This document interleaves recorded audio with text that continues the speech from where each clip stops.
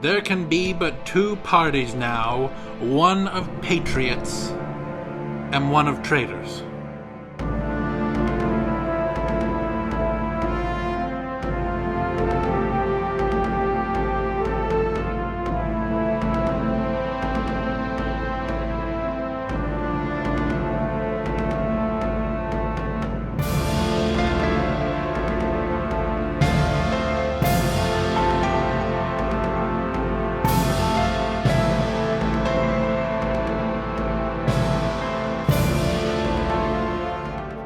So we're here at Army headquarters discussing the staff, and we've covered Colonel Parker, but now I think we need to actually go back and talk about me. We might as well. I'm going to go in depth a little more into Rawlins' background, but the more important thing is to discuss that relationship between Grant and Rawlins. It's an interesting relationship, and I think it's key to understanding Grant's performance in the war. Yeah, it allows Grant to be the success that he has been bred to be.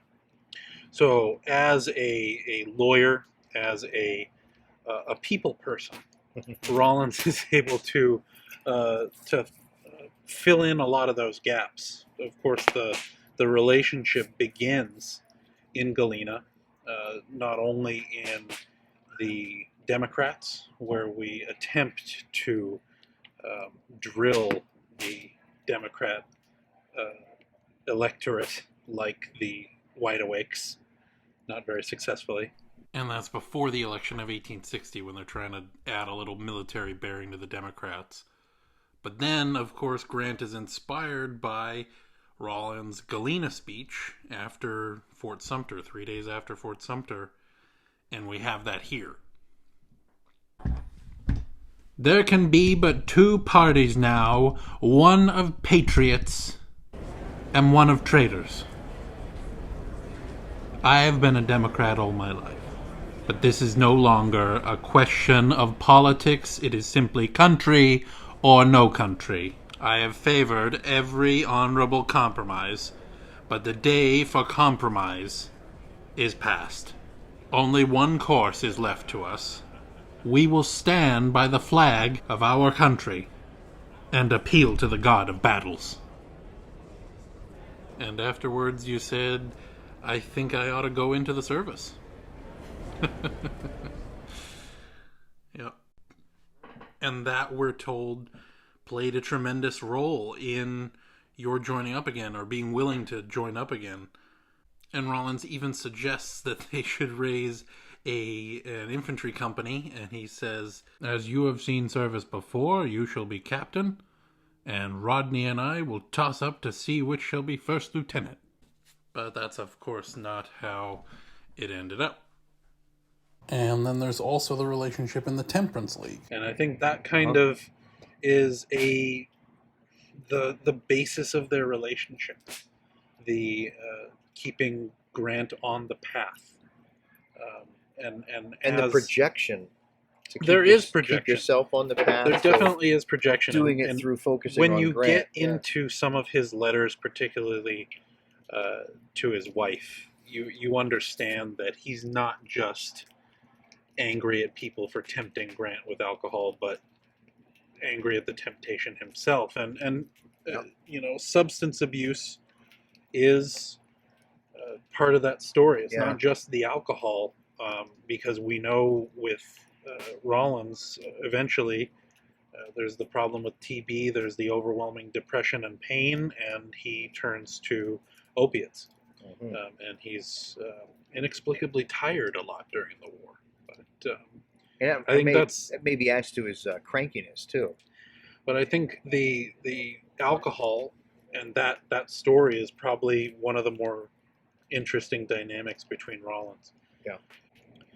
So there's that initial relationship developed between the Galena lawyer and the shopkeeper, the shopkeeper that also is an interesting war veteran, and I think that's one of the things that really is compelling about Grant to Rawlins. Yeah, because he's not, he doesn't flaunt it. like a lot of war heroes like to do. And there is an age difference. I mean, Right. Rawlins is 30 at the beginning of the Civil War. And Grant's 39. Yeah, He's got nearly a decade. Yeah. yeah, Yeah, I don't know that it's a fatherly thing, but there's an identity there that we're both fighting the same demon, and we're both at different points along the path. yeah. So there's that camaraderie that comes from that, and then that's your common ground, and then that there's a mutual respect too, because as a war hero, there's none of this strutting around like you're less than that because you're not, you haven't come through that. Everybody's addressed as the person they are. And we've mentioned it a number of times that gruff old Rawlins is pretty aggressive with a lot of the people that come into contact with Oh, sure. with Grant. It's not just an alcohol defense. See, It's and Grant allows that. Grant allows Rollins to almost bully people, yeah, but then he also allows Rollins to bully him. Yeah. You know, he's the only one out. He's the only person subordinate in rank that is allowed to just go Grant, and he yells at him like he's a child sometimes. And Grant just goes, okay, takes it. but the inner circle is key to understanding Grant's command. Yeah. Having that intimate, that circle of intimates. Well, yeah, you definitely have to have a family type vibe going on. The trust that's going to come from that, and these officers that become the generals, they didn't all come up through the ranks, literally up every rung, because Grant's out as a captain and as a failure. He's threatened with court-martial to the fact that he resigns. Yeah. So when he comes back in the army, he's made a colonel and he's a general, just like that. And like that first battle at Belmont, he's leading troops, he's leading a brigade, whereas he never led an infantry charge as a young officer. So there's a difference there, but he's got to find that way to have a cohesion within that support group that's going to get all these things done for him. And if you don't have that trust, Yeah. that support group is going to Because we talked about how Meade has his councils of war, but you keep your own council, and by keeping your own council, it doesn't mean that you don't listen to any other generals. You Right. just listen to your inner circle. Yeah, and there's even within the inner circle, there's a tight-lipped thing. Well, I'm taking all the input, and I'll let you know my decision. There's not this. Yeah. Okay, let's all decide together, and that's a big difference in how he leads. And that's one of the other interesting dynamics about this, about general staffs in general, and kind of, I guess you encounter this when you're speaking for any superior. Is Rawlins speaks as the general, Right. Is authorized to sign for the general. He is the extension of Grant Yeah. for most of the war. A corps commander comes in, or a department head from the War Department, like quartermaster general or inspector general, any of those other department heads, they still have to acknowledge Rawlins is the conduit to Grant. They can't just go right to him. And Rawlins is actually the first guy that goes to meet Lincoln, Right. in Grant's stead. After Vicksburg, yeah. So Yeah. that relationship develops as well. And it's interesting to see that even though Rawlins is not as, for lack of a better term, prairie primitive as as Grant, he does exude that same simplicity and pragmatism that compels Midwestern. people to Grant because of the Midwestern or Northwestern at the time. Yeah, they're just well, if you like it, the way Yeah. they're just matter of fact about a lot of things, and they don't get overly emotional about a lot of things. I think one of the more interesting dynamics between Grant and Rawlins is actually the relationship he has with Julia, Yes. and to a lesser extent with Sherman, where everybody is complicit in the lies. Oftentimes it's I like to think of it as in the defense. in the defense, and a lot of different historians go deep into those relationships, going through a lot of those letters. But the key Well, we were to talking understanding it is that people know there is a greater good, and so if Grant falls off the wagon, if Grant strays from the path for an episode, and Right. we know that they're always in episodes and not consistent. Yeah, it's not a there is habit. a greater good to keeping that quiet. and going after people that threaten Grant with a drink, Yeah. or bring alcohol into camp, because again, teetotaler. Rawlins has sworn off drink. It's part of the Temperance League, Right. and it's an important part of his life. And when he's working with Julia to keep Right. to keep you on the straight and narrow, and it's almost like they have to tag team, where if Rollins needs to leave, he needs to make sure Julia's there. Right. And if Julia's gone, Rollins needs to be there. And yeah, to some degree, but because you got to be careful that it's not interpreted that these people have to babysit him every step of the way. That if they, as soon as they turn their back, he's going to be nipping off somebody's glass or something. That's not necessarily the case. They're more focused on making sure the temptation isn't there for him to lose control. And managing the story. I mean, controlling what people are saying on the staff. Right. It's because there are reporters everywhere. There are Charles Dana comes from the War Department to sniff and, around, and he ends up being part of the complicit in the lies. So. But why though? That's the other thing. So why would you all want to protect this guy's reputation of being an alcoholic or being this drunk? Well, because of the greatness, the potential that he has to be great. It's not just we want to prop him up to be great. What he's going to do for the country in that greatness is what's most important. And if you take him out of that, you won't have that person to do that greatness. And that's why I wanted to wait to have this discussion until we were already discussing the great victories of the Western theater, because I think you have to consider both of those things at the same time. Look at these successes, even though you're not the parade ground general. Right. So from Grant's earliest days. The stupidest thing happens when he's 10, that this gypsy fortune teller at the circus predicts he's going to, by doing the bumps on his head, predicts he'll be president one day. So that becomes something his friends mock him about. And it kind of shies him away from seeking a glorious kind of, thing. He goes to West Point. He becomes an officer. He does this jumping record on the horse. He does these marvelous, incredible feats in Mexico that he gets promoted because of these acts of valor. His future mother-in-law, when she first meets him, she says to her husband, that boy's going to make himself something someday.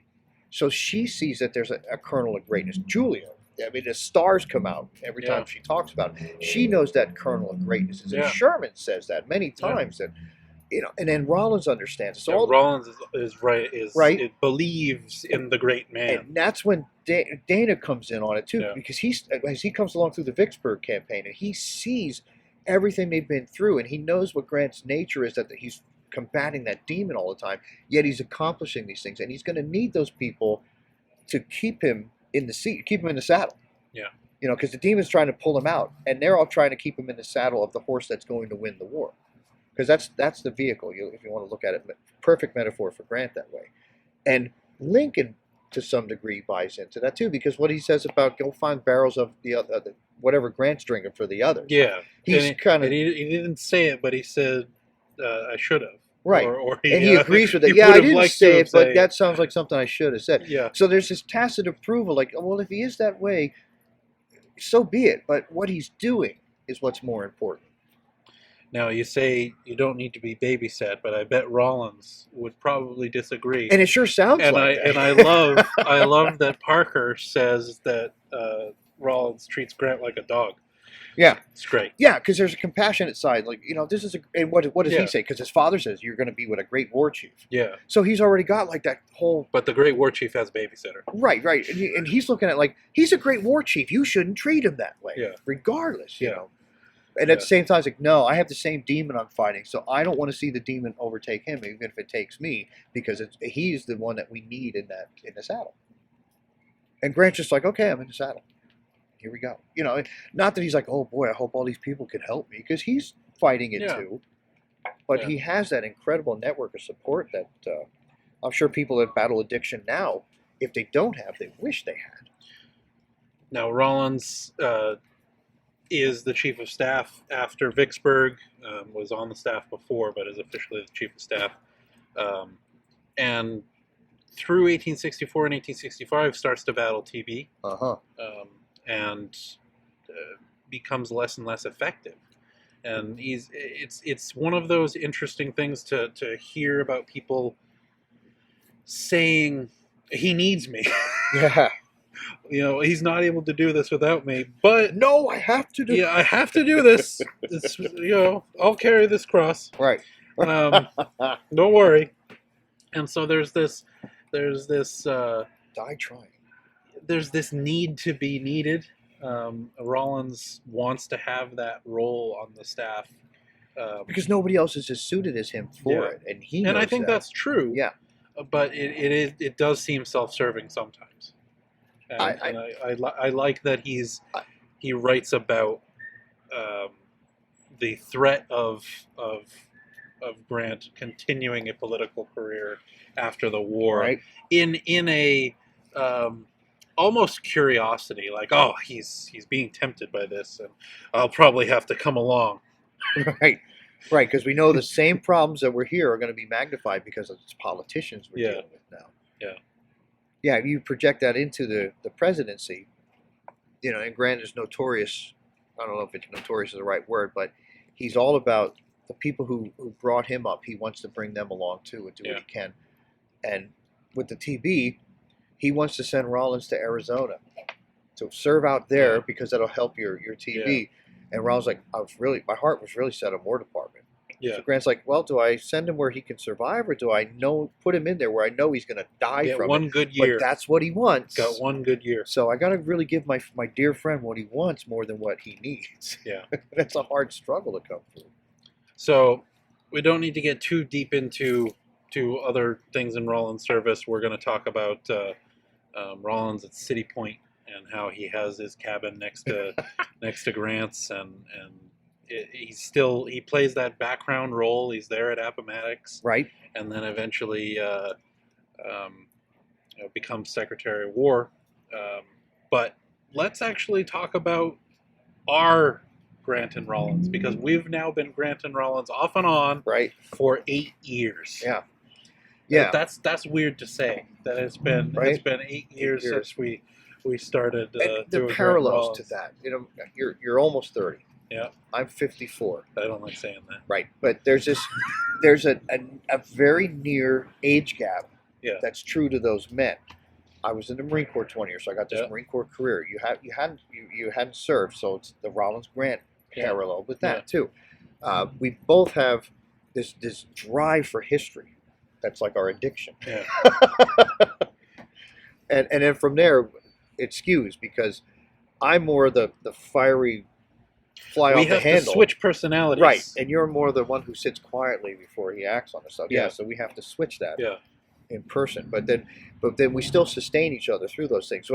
And the last 2 weeks of doing this, when we're on the field and in character, it's the habit, knowing what Grant would, Grant could turn to Rawlins, and Rawlins is right there. Yeah. Hand him the glasses to look through, look at positions on the field, or I need my pencil, or this or that. Yeah, and it's been the same sort of thing. Willing to offer constructive criticism. Right, and you don't hold back from it, and the chief of staff wouldn't either. No. And that's one of the things. Like, well, this is a perfect way to do that, because I think Max, it's the same thing, that we've embraced our persona throughout this trip and how we've gone about things. I make these plans, and you're looking at like maybe this or that. We tweak it a little bit, and then the quiet secretary does his thing and comes along, and he makes the points when he needs to. But that's always worked for us when we portray these guys together too. Because we both know the role, not just the guy, but we know the role that each one had in that friendship, in that mutual. Yeah, and we both had the same inspiration living history presenter. We both learned from Bill Peck. Know the man. Yeah. We really focused on getting to know that person, and I think we have developed that same strong relationship. And that's exactly what Bill was saying, though, is you know your man and you'll know. So then when you work with the other presenter, if you know the man, if that other presenter knows their person, you can put them together and they're going to act the way they should. It won't be like some of these other presenters we met, like particularly a Stonewall Jackson that I met, that I go over to him, and we're quasi in character, but it's like, hey, Tom, it's great to see you. How it's been? And he's like, I will not shake your hand. I was like, you really wouldn't act that way. These are all real people. Right. And so it's been an honor to present John Rawlins, and it's been an honor to be your Rawlins on the staff. I'm equally as honored because I'd have to look for a different one that I'd have to, work that whole relationship over with. I hope I don't start coughing. Ah. So thanks for joining us on another one of our discussions on the unique and exciting members of Grant's staff.